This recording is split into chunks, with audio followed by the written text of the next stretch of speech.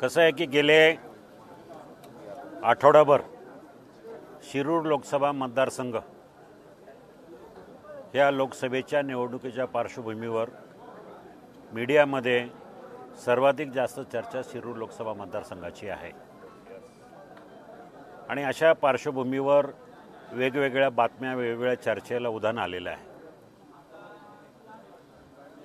शिवाजी आढळराव राष्ट्रवादीमध्ये जाणार, अजित पवारांच्याकडनं तिकीट घेऊन उमेदवारी घेऊन निवडणूक लढणार, मध्यंतरी प्रदीप कंद हे राष्ट्रवादीमध्ये प्रवेश करून लोकसभा निवडणूक लढवणार, पार्थ पवार लोकसभा निवडणूक लढवणार। पण या सगळ्या परिस्थितीमध्ये माझ्या शिवसैनिकांचं, माझ्या सगळ्या सहकाऱ्यांच्या मनामध्ये कुठल्या प्रकारचा संभ्रम निर्माण झाला होता की नक्की काय आहे। मी माननीय मुख्यमंत्र्यांची 2 दिवसापूर्वी भेट घेतली, काल रात्री पण त्यांना भेटलो। त्यांनी सांगितलं की जागा वाटप अजून झालेलं नाही, अधिकृतपणे कोणी जर काही बोलण्याचा कोणालाही अधिकार नाही, पण जागा वाटप 4-5 दिवसांनी होईल, त्याप्रमाणे आपण निर्णय घेऊ। ह्या मतदारसंघाची शिरूरची वाटणी झालेली नाही, त्यामुळं कोणी क्लेम केलं तरी आम्ही सगळेजण बसून त्यावर निर्णय घेऊ। नंतर असं कळालं की वळसे पाटील, अजितदादा आणि सुनील तटकरे वर्षा बंगल्यावर जाऊन माननीय मुख्यमंत्र्यांना भेटले, शिरूर लोकसभा मतदारसंघाची चर्चा केली आणि त्या पार्श्वभूमीवर त्यांनी असं मांडलं की हा मतदारसंघावर त्यांचा क्लेम यासाठी आहे की त्यांचे सर्वाधिक आमदार आहेत, त्यांचे सर्वाधिक लोकप्रतिनिधी, सर्वाधिक ग्रामपंचायती असल्यामुळं त्यांच्या दृष्टीने ही जागा महत्त्वाची आहे आणि अशा पार्श्वभूमीवर त्यांना ही जागा हवी। मी मुख्यमंत्र्यांना विचारलं तर आपण काय करायचं, तर मुख्यमंत्र्यांनी सांगितलं थांबा काही दिवस। परंतु दरम्यानच्या काळात सगळ्या कार्यकर्त्यांची विचारपूस झाली, मोठ्या प्रमाणात संभ्रम निर्माण झाला की काय होईल। पण एकंदरीत सगळ्या जाणकारांचं मत विचारात घेता, झालेल्या चर्चांच्या विचारात घेता ही जागा राष्ट्रवादीला सुद्धा जाऊ शकते, तितकेच ही साधा जागा शिवसेनेकडे पण राहू शकते। शिवसेनेकडे राहिली तर अर्थात उमेदवारीचा प्रश्नच उभा राहत नाही, कारण मी त्यासाठी काम करतोय गेले 5 वर्ष। ती जर जागा राष्ट्रवादीमध्ये गेली तो त्यांचा निर्णय असेल की उमेदवारी कोणाला द्यायची। काही परिस्थितीनुसार जर राष्ट्रवादीकडनं विचारणा करण्यात आली किंवा युतीच्या नेत्यांनी विचारणा करण्यात आली तर काय करावं, तर ह्याविषयी आम्ही माझ्या कार्यकर्त्याची मतं जाणून घेण्याचा प्रयत्न केला। त्यावेळेला एकमुखानं सांगितलं, मुख्यमंत्री एकनाथ शिंदे आणि तुम्ही सगळे नेते जो निर्णय घ्याल तो आम्हाला मान्य राहील, कारण गेले 5 वर्ष ह्या मतदारसंघाचं नुकसान झालेलं आहे, सर्वसामान्यावर अन्याय झालेला आहे, कामं करता आलेली नाही, तुम्ही फिरताय, निवडून आलेला माणूस फिरत नाही आणि अशा परिस्थितीमध्ये चुकीच्या माणसाला निवडून देण्यापेक्षा कुठल्याही परिस्थितीमध्ये तुम्ही निवडणूक लढवा। वेळ आली तर कुठल्याही पक्षाकडनं समजा मुख्यमंत्री सांगतील ते जे निर्देश देतील त्या ठिकाणी लढा, अशा प्रकारचा कार्यकर्त्यांनी एक त्यांचा पाठिंबा या ठिकाणी जाहीर केलेला आहे। दादा, खरं पण असं होतं कार्यकर्त्यांमध्ये की आपण जर राष्ट्रवादीला जाते तर आपण तिथून जाऊन लढावं, असं कार्यकर्ते देखील म्हणत होते आता आपल्याला। हो, तोच सांगतो ना तुम्हाला मी। हो, म्हणजे जिथं जिथं पर्याय मिळेल, ज्यांना ही जागा ज्याच्या वाटपाला जाईल तिथून लढायला काही हरकत नाही, मुख्यमंत्र्यांनी सांगितलं त्यांच्या परवानगीनं।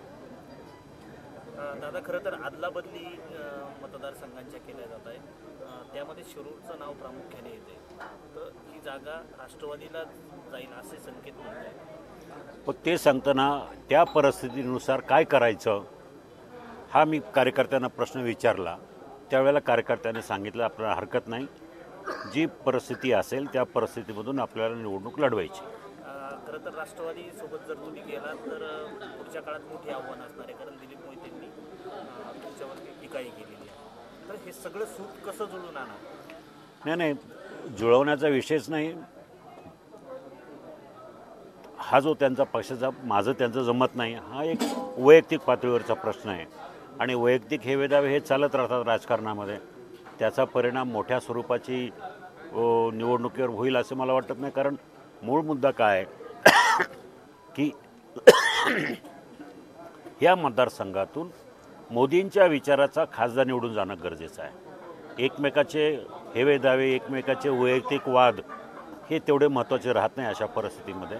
आणि मी कायम दिलीप मोहितेंच्या संपर्कात असतो.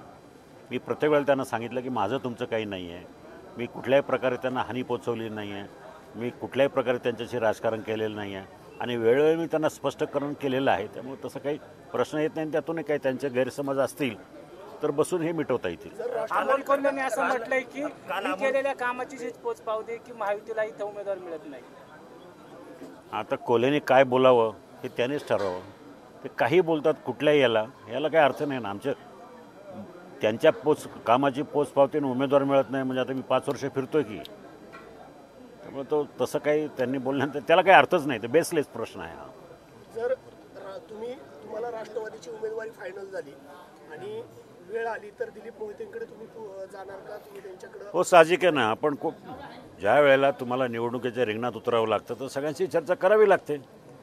दादा, तुम्ही म्हटले की मुख्यमंत्र्यांचं ग्रीन सिग्नल दिला आहे तुम्हाला, म्हणजे नाही, मुख्यमंत्र्यांनी सिग्नल दिला तरच असं सिग्नल चाललं. दिला अजून जागेचं वाटप झालेलं नाही. बरोबर तर सकारात्मक चर्चा झाली मुख्यमंत्र्यांबरोबर. म्हणजे आता कुठलाही पक्ष असू अशी चर्चा मुख्यमंत्र्यांबरोबर झालेली नाही. मुख्यमंत्र्यांनी असं सांगितलं की जागेचं वाटप झालेलं नाही. पण मी तुम्हाला काय म्हटलं की या ज्या मीडियामध्ये चर्चा आहे अशा चर्चा जर झाल्या तर मुख्यमंत्री सांगतील तो निर्णय आम्हाला मान्य राहील. काल तुम्ही बोलल्याप्रमाणे 24 तासात निर्णय होईल असे तुम्हीच काल बोलले होते. तसं कोणता मुख्यमंत्र्यांकडनं तुम्हाला तसा कोणता फोन आलाय का किंवा बाकीच्या कोणत्या नेत्यांकडनं, शिवसेनेतल्या फोन आलाय, राष्ट्रवादीतल्या नेत्यांकडनं कोणता फोन आलाय का? कारण महायुतीमध्ये असं स्पष्टपणे सांगितलं जात आहे की शिरूरची जागा ही उमेदवार घेऊन राष्ट्रवादीला दिली जाईल. हे वरिष्ठ पातळीवर अशा काही चर्चा झाल्या असेल तर मला त्याची कल्पना नाही. पण 24 तासाचा विषय मी त्यासाठी मला मुख्यमंत्र्यांनी काल निमंत्रित केलं होतं. मी रात्री 12 वाजता मुख्यमंत्र्यांना वर्षावर भेटलो. त्यावेळेला त्यांनी इतर सगळ्या चर्चा केल्या. मतदारसंघाची परिस्थिती कशी आहे ते विचारलं आणि त्यांनी स्पष्ट सांगितलं की जागा वाटप झालेलं नाही. अजूनही या जागेवरचा आपण क्लेम सोडलेला नाही आणि कदाचित तसं जर काय असेल सोडावं लागलं तर आपण नंतर तशी आपल्याशी चर्चा करू. आजच्या बैठकीत सगळ्यांचं असं ठरलेलं आहे मत की समजा राष्ट्रवादीला जागा गेली तर आढळराव पाटील हे राष्ट्रवादी काँग्रेसच्या तिकिटावरून लढतील. अर्थात राष्ट्रवादीला मी उमेदवार मान्य असेल तर, आणि अर्थात मुख्यमंत्र्यांनी मला ग्रीन सिग्नल दिला तर. मुख्यमंत्र्यांनी जर तुम्हाला ग्रीन सिग्नल नाही दिला आणि ही जागा जर राष्ट्रवादीला गेली तर तुम्ही अपक्ष म्हणून ही निवडणूक लढवणार? नाही, अपक्ष ही लोकसभेची निवडणूक लढता येत नाही. दिलेल्या उमेदवाराचा प्रचार तुम्ही करणार? महायुतीचा जो उमेदवार असेल दुसरा त्याचा प्रचार केला जाईल. हे बघू ना नंतर शेवटी म्हणजे काय. एकच शेवटचा प्रश्न. तुम्ही जसं मुख्यमंत्र्यांशी बोलले, आता राष्ट्रवादीचे ह्या मतदार सर्वस्व 2च नेते, ते अजितदादा पवार, वळसे पाटील, त्यांच्याबरोबर काही प्राथमिक चर्चा झाली का? विकास कामावर चर्चा होत असताना थोडीफार मतदारसंघ आणि लोकसभेच्या निवडणुकीवर पण चर्चा झालेली आहे. पण ती ठीक आहे, म्हणजे चालूच राहते तशी चर्चा झाली म्हणजे. हो दादा, विशेष या निवडणुकीमध्ये मराठा आरक्षणाचा मुद्दा खरं तर येणार आहे पुढे. आता 50% अधिकची जी मागणी होती सरकारकडनं बोललं जात होतं, त्याला आता जरांगेंनी कुठेतरी पाठिंबा दिल्याचं बोललं जातंय. जरांगे सहमती दर्शवतात आहे, तर कसं पाहता याकडे? ह्या सरकारनं मराठा आरक्षणासाठी खूप मोठी मेहनत घेतलेली आहे. राज्याचे मुख्यमंत्री एकनाथ शिंदे यांनी सगळं काय बाजूला सोडून मराठा आरक्षण कसं टिकेल, कसं देता येईल, सगळ्या वर्गांना न दुखवता, कुणाला न दुखवता मराठा आरक्षण कसं दिलं जाईल आणि मराठ्यांना कशी संधी मिळेल अशा प्रकारचा प्रयत्न केलेला आहे.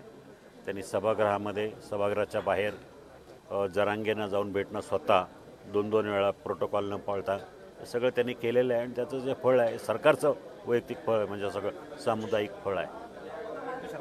बस. लोकसभा मतदारसंघ शिवसेनेलाच मिळावा या संदर्भामध्ये काही शिष्टमंडळ मुख्यमंत्र्यांना भेटणार आहे?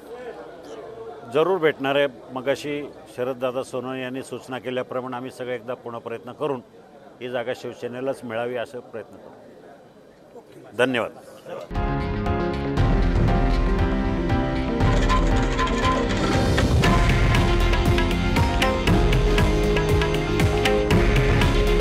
हे आहे देशातील नंबर 1 न्यूज नेटवर्क आणि आपण पाहत आहात TV9 मराठी. काळजी तुमची, हित महाराष्ट्राचं.